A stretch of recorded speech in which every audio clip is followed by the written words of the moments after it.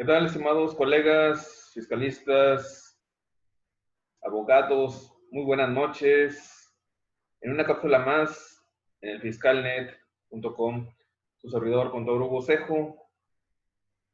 Y me quiero permitirles y dirigirme a ustedes para esta pequeña cápsula de algunos temas que me han llegado a mi correo, cuestión de ver criterios, ver puntos de vista. Y quisiera tocar varios puntos. Número uno, respecto a llevar o registrar transacciones. ¿A qué me refiero? A la contabilidad. Muchos están inmersos en el área fiscal. Está bien, es válido hasta cierto punto mientras sepamos distinguir ordenamientos diversos. Lo que es la parte de impuesto a la renta es una cosa. Código de comercio, código penal, código de procedimientos civiles, carta magna, etcétera. Un sinfín de leyes, reglamentos, etcétera, ¿no? Según la legislación, según el hecho imponible, según el acto. Ahora, quiero enfocarme primeramente en la parte de contabilidad, porque creo que estamos cometiendo algún error por parte de algunos colegas que amablemente me han pedido dar mi punto de vista. Ya, de hecho, incluso hoy en la tarde hicimos una pequeña mesa redonda donde hay una retroalimentación mutua, estemos o no de acuerdo, pero siempre tratando de poner en la mesa argumentos sólidos. En primera instancia, una persona física que tenga actividad empresarial, una persona física que esté como arrendamiento, como RIF, desempeñan una actividad. La contabilidad es universal, es decir, una cosa es lo que me señale el contexto de la ley de impuesto a la renta en cuestión de enviar la contabilidad. Pero en el momento que estoy yo desempeñando un acto, una prestación de un servicio, una enajenación, una venta, estoy realizando actos de comercio. Estoy situado en un papel de comerciante. Estoy obteniendo un lucro, una ganancia.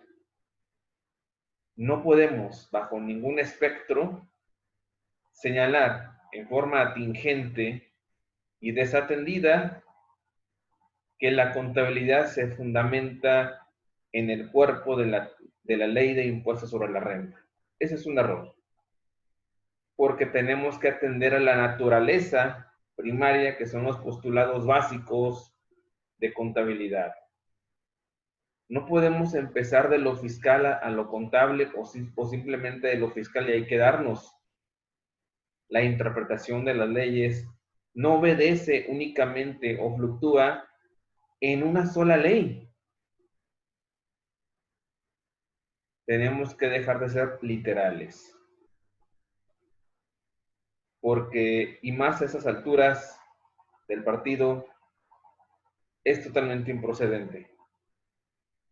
La contabilidad está situada y fundamentada en los postulados. Y además, lo que es en la contabilidad mercantil, que señala el Código de Comercio numeral 3375, entre otros, aparte de los medios electrónicos. También tenemos que tener esa disposición de ver otros ordenamientos y no casarse únicamente con la ley de impuestos sobre la renta. Todo lo queremos encauzar y encontrar, localizar o focalizar en la ley de impuestos sobre la renta, y ese es un graso error. Tenemos que voltear a ver la naturaleza contable, jurídica, con otros ordenamientos, donde a pesar de ser mundos diferentes, no siempre coinciden, pero donde la parte que siempre va a coincidir es que la contabilidad es una herramienta que nos va a permitir la toma de decisiones. Entonces, dejémonos a un lado de tratar de fundamentar todo en la ley de impuesto a la renta. Es que la ley contador me señala en la actividad empresarial el numeral 110, es que en el 111 y 112 del impuesto a la renta me señala esto, es que en la miscelánea no me permite enviarla. No caigamos en ese error. Una cosa es el registro real de las transacciones en apego a la contabilidad y otra cosa muy diferente es el enviar la contabilidad, que se sitúa desde el anexo 20, anexo 24 y correlativos. El envío es producto del SAT. Así lo señala. Es esa pequeña diferencia que existe en esos dos mundos en cuestión de la parte contable. Tenemos que antes de llegar a la parte fiscal, ir a la parte contable antes de acudir a lo que señalan las disposiciones fiscales. No es al revés.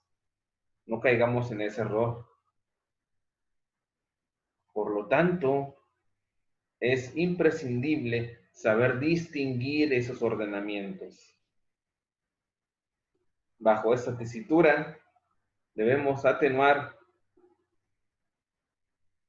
también al Código de Comercio, a la parte de comerciantes, a llevar registro de nuestras operaciones, a llevar libros diarios, libros mayores, libros sociales, sin olvidar la parte mercantil, que es donde se sitúa en gran medida la contabilidad y no el impuesto sobre la renta. Ese es el punto que no se ha entendido. Entonces, bajo esa óptica debemos partir primero de las NIF, posteriormente ir al derecho mercantil, a la parte del Código de Comercio. En todos sus apartados van a encontrar numerales bastante interesantes. Otro punto también que quisiera tocar es el compliance. El compliance ya lo hemos tocado en diferentes cápsulas. No es algo nuevo realmente, sino ¿qué hacíamos desde los 80s, para quienes somos de esa época? Al menos el servidor, sí. Desde los 80, los 90s, el 2000, ¿qué hacíamos? ¿Cómo llevábamos controles? Precisamente desde la parte operativa, desde la parte administrativa, desde la función del negocio, sin que en ese entonces, en los 80s, existía el 69B del Código Fiscal de la Federación. Por ende, ¿qué es lo que hacíamos como contadores? ¿Cómo llevábamos nuestros registros? ¿Cómo llevábamos el análisis y segmentación de cada área? Tanto en la parte fiscal, la parte laboral, la parte mercantil, la parte civil. ¿Cómo lo hacíamos? Con manuales de operación, con manuales de seguimiento y de riesgo. El compliance no es la tablita de salvación, tiene fines preventivos. Ahora con la reforma del 2020 se le ha dado el estatus de una protección penal, pero al final de cuentas, el compliance no es algo nuevo. Quizá el concepto, quizá la palabra, quizá la implementación, entre comillas. Pero no confundamos, porque desde los 80s, al menos de un servidor, de allá venimos, todos los controles los llevamos por segmentos, desde la parte operativa, en función del negocio, sin saber que todo eso es materialidad. Entonces no confundamos que el compliance es algo nuevo, sino simplemente se ha atenuado como algo de moda el concepto, pero los controles los hacíamos desde los 80s. Quizá algunos que no eran de esa época no saben por razones obvias o no investigan, pero quienes venimos desde de esos años o un poquito más atrás, sabrán que esos controles internos han existido desde siempre. Claro, depende también de la eficiencia, de la creatividad y controles exhaustivos que le pongamos nosotros. No olvidemos la parte de inventarios, la parte en función del negocio, conocer el negocio. Eso no es nuevo, eso ya lo hacíamos. Nada más que ahora le ponemos la palabra rimbombante compliance. Ciertamente es un servicio oneroso, pero no significa que ninguna de las empresas micro, pequeñas, no puedan hacer controles, cuando realmente siempre ha sido así, pero hay que saber hacerlos. Hay que darles el seguimiento, hay que tener toda la documentación comprobatoria, toda la material y sustancia económica y hasta que lleguemos a la razón de negocios. Ese es el punto. No podemos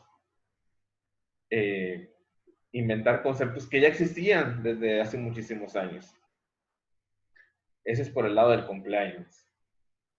Y reitero, en caso de la contabilidad, partamos desde las NIF, porque incluso desde el 2011 y un poquito más para acá, la misma Corte la ha señalado como una herramienta para la toma de decisiones, una herramienta útil de entender el negocio, no en cumplir obligaciones. Es que la ley de impuesto a la renta me dice esto, esto, esto, esto, esto. Al final de cuentas, la ley no habla, no me dice nada. Entonces, bajo esa perspectiva, reitero, y dispénsenme si soy muy reiterativo, pero hay que hacer las cosas en el deber ser. Y hay que investigar mucho, y para eso, bueno, tratamos de aportar un granito de arena en las cápsulas. Un saludo para cada uno de ustedes y que tengan una excelente noche.